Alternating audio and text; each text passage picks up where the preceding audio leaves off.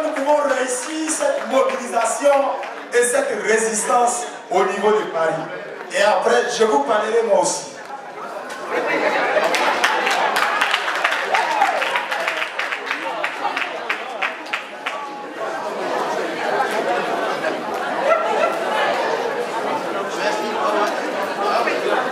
Je voudrais tout d'abord confesser mon émotion parce que je disais tout à l'heure à David Carpouzi que j'ai connu il y a exactement 25 ans.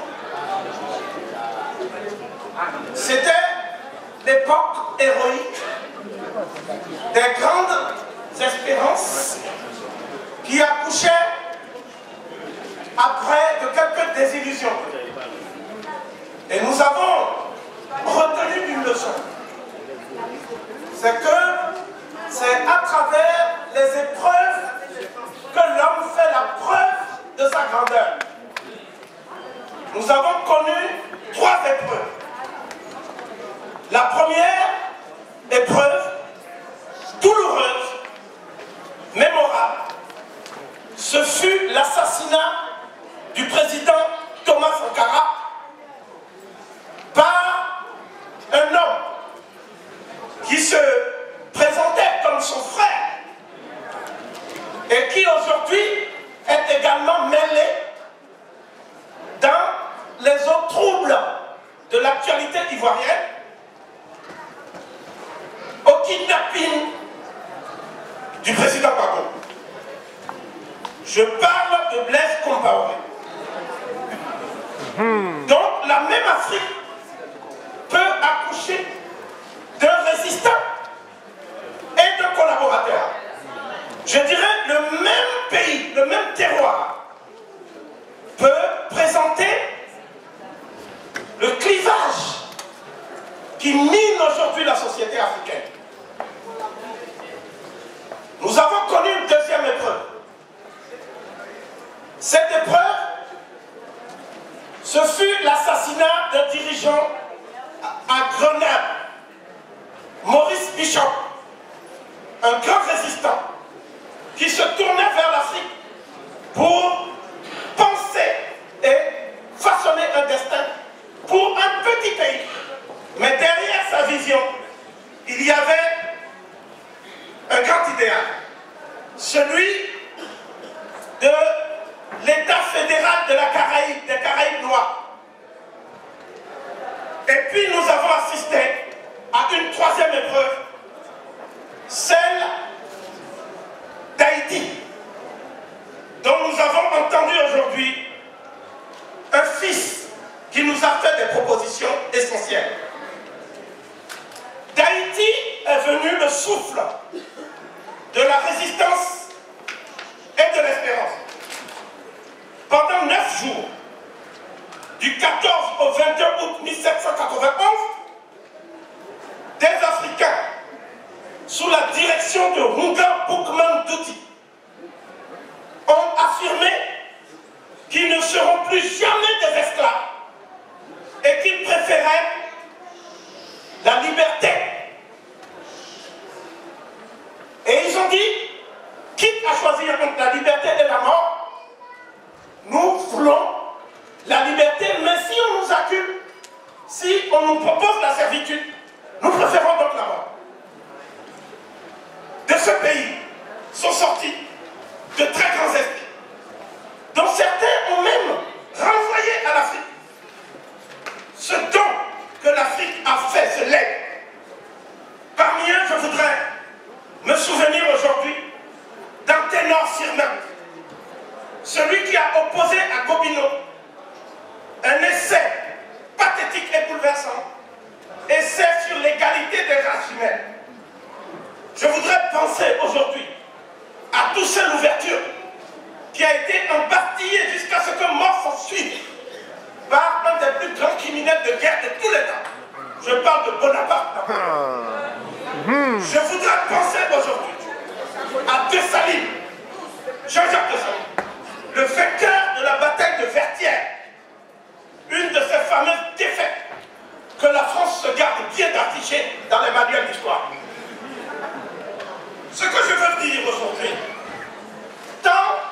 sommes bouleversés par l'émotion qui nous étreint en ces circonstances. Je voudrais dire que certains hommes ont également mérité de l'Afrique. Ce fut le cas de Martin Delahoury, ce fut le cas de Marcus Garvey, ce fut le cas de Kwame Nkrumah, ce fut le cas de Cheikh Anta Diop. Mais il y a un nom que vous attendez tous et qui n'est pas encore venu. Celui qui se présente comme le continuateur et l'héritier de ces hommes qui ont brillé au firmament de l'étoile de la dignité africaine, le président Laurent Gbagbo.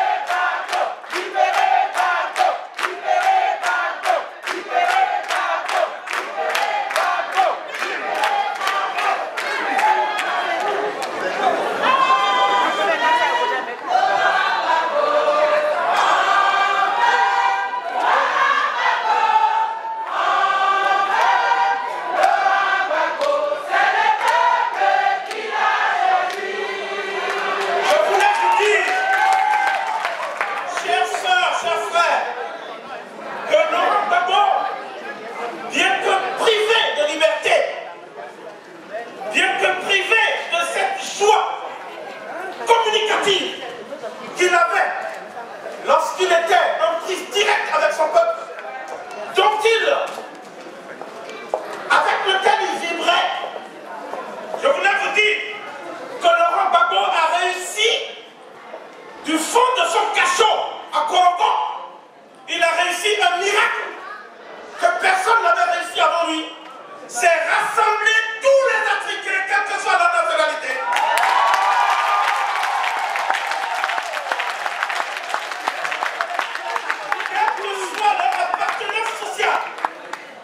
Quelle que soit leur confession religieuse, quelles que soient les distinctions de sexe ou de condition, il a réuni tous les Africains autour d'une notion qui éveille en nous aujourd'hui un écho diffus, mais tenace.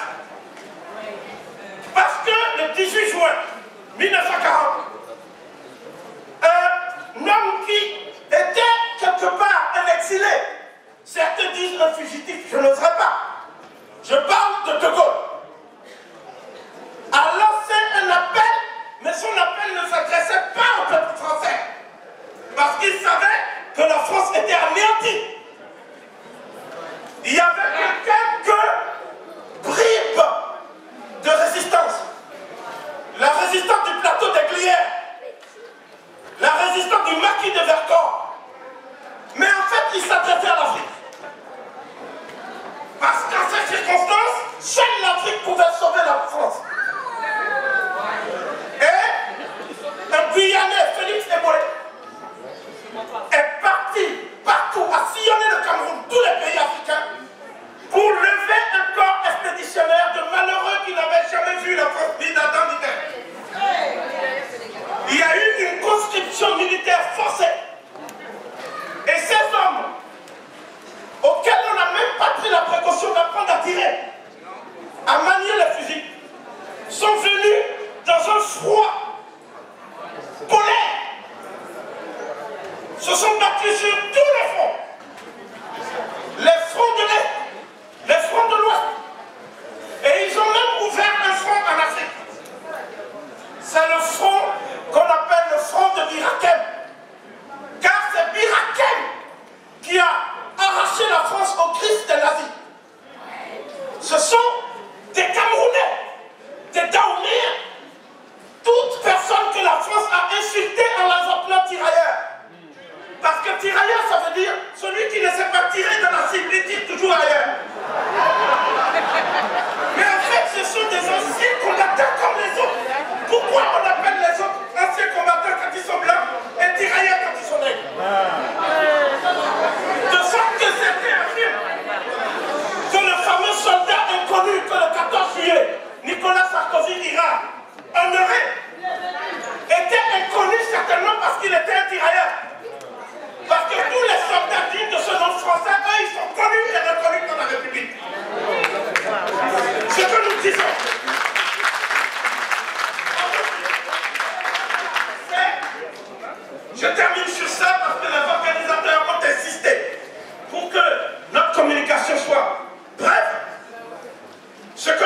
aujourd'hui, c'est que le prix panafricain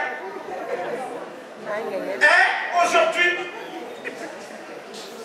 la réalisation d'un rêve que nous avions, David et moi, il y a 27 ans. Et nous avons connu depuis un certain nombre d'épreuves. Et aujourd'hui, nous sommes disposés, puisque nous appartenons à la dernière génération qui peut transmettre le témoin et le bâton pour la libération. Nous disons aujourd'hui, j'ai 49 ans. Et il y a 27 ans, je pensais que l'Afrique allait avoir un coup d'accélérateur dans l'histoire et allait se libérer. J'avais sous-estimé les forces des ennemis extérieurs de l'Afrique, intéressés par les richesses de ce continent, au mépris de la vie humaine. J'avais pas soupçonné non plus la voracité et la rapacité de l'ennemi intérieur africain. C'est-à-dire les hommes qui sont prêts à brader la souveraineté de leur pays pour quelques petits strapontins, pour des joujoux et des succès.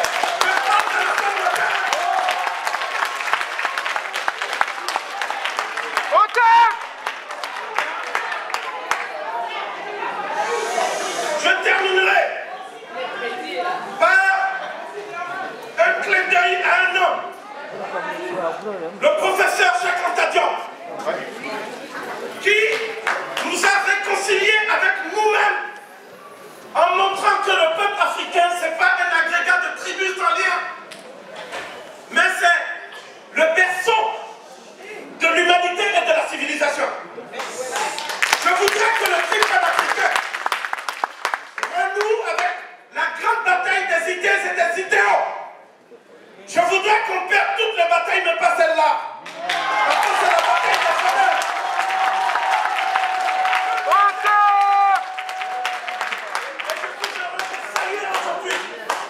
Tous ces jeunes qui se réclament de son œuvre. Il nous a quittés le 7 février 1986, mais depuis la flamme de la science et la conscience au service de la Renaissance, cette flamme brille de toute son ardeur. Il disait ceci, je termine sur ça. Il disait, aujourd'hui encore, de tous les peuples de la terre, le nègre d'Afrique noire seul peut démontrer de façon exhaustive l'identité d'essence de sa culture avec celle de l'Égypte pharaonique, à telle enseigne que les deux cultures peuvent servir de système de référence réciproque. Il est le seul à pouvoir se reconnaître encore de façon indubitable dans l'univers culturel égyptien. Ici, ça, chez lui, il n'y a peu de paysans comme le serait tout autre homme, qu'il soit indo-européen ou sémite. Autant un occidental aujourd'hui encore, en lisant un texte de Caton, ressent l'écho de l'âme de ses ancêtres, autant la culture de l'Égypte ancienne renvoie à la vallée du Nil. Et Cheikh Anta Diop disait que si les Africains veulent un jour être considérés et respectés dans l'histoire et ne pas quémander l'amour des autres, ce qu'ils n'auront jamais, il faut qu'ils assument leurs valeurs, il faut qu'ils assument leur propre héritage, leur patrimoine intellectuel et leur patrimoine culturel.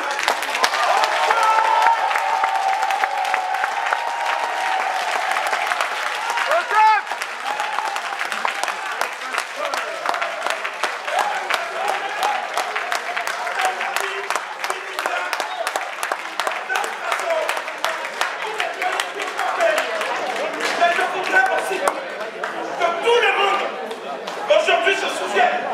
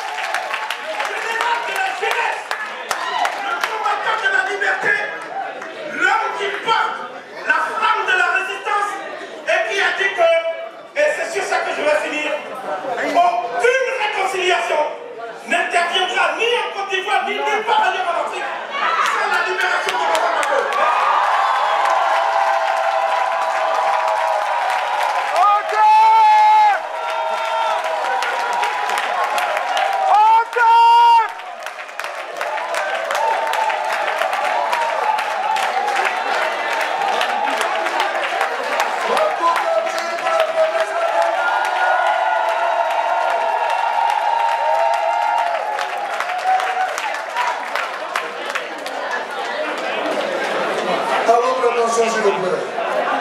Nous n'avons plus assez de temps. Le combat, c'est aussi dans les élections de 2012. Nous avons un message pour les Français qui sont ivoiriens. Moi je suis ivoirien et je vais rester ivoirien. Pour vous qui êtes déjà Français, en 2012, vous avez un devoir. Un devoir. Un devoir de nous faire fêter sur les Champs-Élysées. Lorsque nous allons chasser ici Nicolas de Boxa de RDC.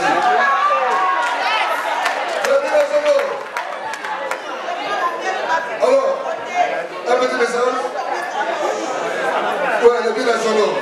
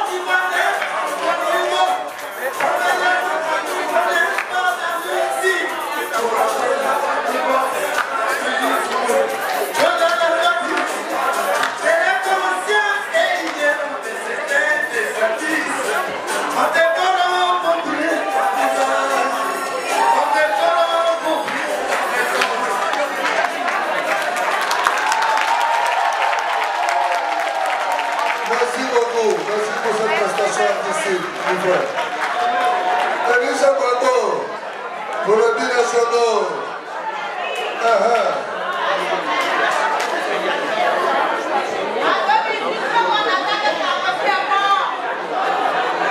Bonsoir. Donc je me présente. Je m'appelle Bobo. S'il vous plaît, un peu de calme. Le message est trop important pour faire du bruit. S'il vous plaît. Donc bonsoir, je m'appelle Popo. Je pense qu'il y a beaucoup de monde qui m'a vu dans plusieurs meetings avec Abel Nagui et Willy Bla. Donc ce soir, je tiens à les remercier pour l'organisation qui s'est très bien déroulée. Tout le monde est content. Tout le monde est à peu près satisfait du déroulement. Donc merci Abel. Il a toujours eu l'habitude de me laisser le micro, donc aujourd'hui il me laisse. Tant mieux. Mais je me dis aussi souvent, on a tendance à oublier les jeunes. On parle des mamans, franchement félicitations. C'est bien que vous êtes sur le terrain. Mais nous les jeunes, on était là aussi depuis le début. Nous les jeunes, on s'est battus pour qu'aujourd'hui, les manifestations soient légales. Parce qu'avant, c'était illégal. On s'est battu, donc ne nous oubliez pas. Merci.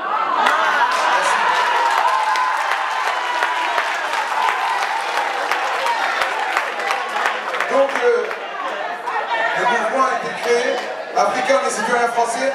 C'était créé en même temps que le CRI panafricain, sur lequel on adhère tous les deux à la même idée. Le CRI panafricain est en train de défendre un pays qui est la Côte d'Ivoire qui est attaqué. Et c'est inacceptable, c'est pour ça que tout le monde est révolté. Je suis parti à une réunion sénégalaise. J'ai pas osé parler de la Côte d'Ivoire, je me suis dit, si je parle tout de suite, on va dire lui, il vient toujours défendre son pays. Et je sais pas qui est là, si j'ai mes ennemis ou mes alliés. Donc j'ai rien dit, j'ai laissé la chose se dérouler. Eux-mêmes ont commencé à dire ce qui se passe en Côte d'Ivoire, c'est inadmissible. Je pense que ça mérite de les applaudir. J'ai rencontré aussi des Marocains. Des Marocains adhèrent à notre mouvement. Ils disent ce qui est arrivé en Côte d'Ivoire, ce n'est qu'un exemple pour les autres pays. Donc, ils adhèrent aussi au mouvement. On a le soutien des Marocains, on a le soutien des Sénégalais, on a le soutien des Maliens. Parce que nous, Africains, les citoyens français, on est censé réunir toutes les populations africaines pour aller vraiment sur notre vrai ennemi, qui n'est pas forcément Alassane Ouattara, qu'on sait que c'est une marionnette qu'on guide. Mais le vrai ennemi, il se trouve à l'Élysée, qui est Nicolas Sarkozy. C'est Nicolas Sarkozy ou bien notre vrai ennemi. Ne nous battons pas entre nous à créer la division. On est là pour s'unir. La preuve, c'est pour ça que le CRI panafricain nous invite à chaque fois à leur meeting pour pouvoir glisser ce message. Aussi, on a commencé à faire un travail de recenser tous les binationaux ici en France. Parmi nous, il y a des gens qui ont la nationalité française qui ont ce droit de vote. Donc, si vous n'êtes pas encore inscrit sur cette pétition-là, venez vous inscrire. On s'est battu, on n'a pas dormi souvent. Au jour d'aujourd'hui, je tiens à vous dire un résultat, on a 6000 signatures. On a 2000 signatures. On a 2000 signatures qui viennent d'étrangers. C'est-à-dire qu'il y a des gens de Côte d'Ivoire pour ce droit de vote-là qui sont inscrits sur ces listes. Parce que eux qui sont au front, ils voient ce qui se passe. Ils voient la réalité. C'est pas forcément Alassane Ouattara qui est au pays, mais c'est plus Nicolas Sarkozy qui vient, qui envoie ses fax. Donc, il y a déjà 2000 personnes. Il y a des gens de Côte d'Ivoire, il y a des gens du Maroc, il y a des gens du Sénégal. On a été invités aussi au Sénégal d'ici mi-juillet pour pouvoir défendre la cause de la Côte d'Ivoire. J'espère que le CRI panafricain pourra assister à ce mouvement-là. Mais tout ça ne peut pas se faire sans vous. Si vous ne divulguez pas ce message à vos amis, à vos enfants, leur dire que ce mouvement est important. Parce que c'est bien beau, une personne vient, mais si une personne tient 5 personnes, si une autre personne tient 5 personnes, ça fait du monde. Et pour 2012, on se donne ce rendez-vous-là et on fera la fête sur les Champs-Élysées pour dire au revoir à Nicolas Sarkozy. Je pense que c'est important. Je pense que tout le monde a compris ça, et je pense aussi que le CRI panafricain aussi a compris ça. Donc, vu qu'on est sur plusieurs fronts, il y a aussi les autres pays à sensibiliser. Aujourd'hui, on parle avec le Zaïre, parce que le Zaïre, ce qui se passe, c'est grave. Ils ont même fait une statistique qu'il y a plus de 48 femmes violées à la minute. Et personne n'en parle.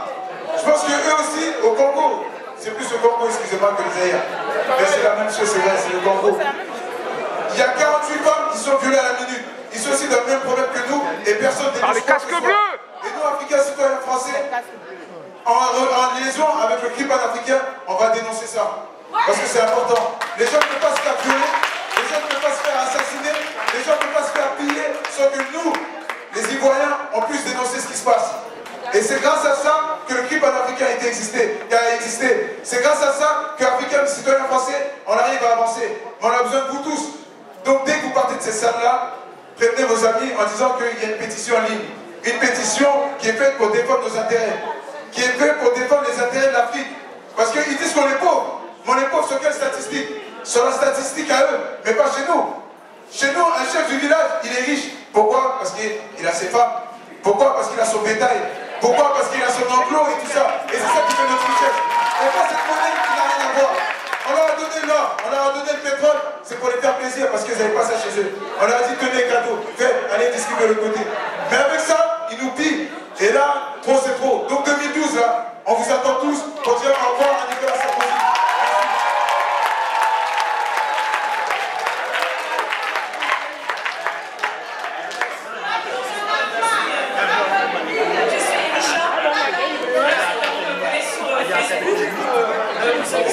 Donc c'est Elisha Bagbo Oléguer.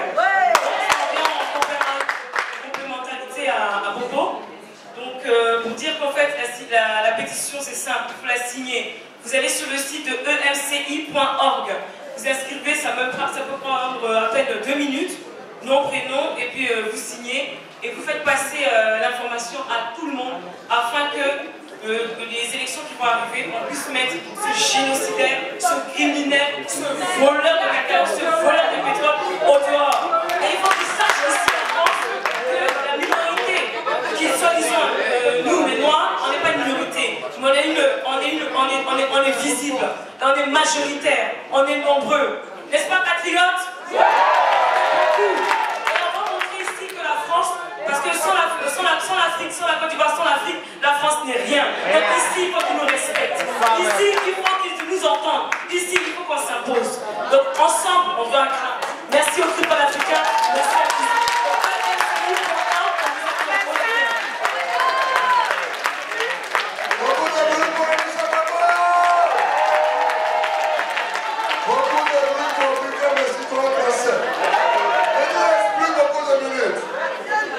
Nous allons maintenant distribuer les cartes et puis clore la cérémonie. Mais je voudrais faire un petit rectificatif.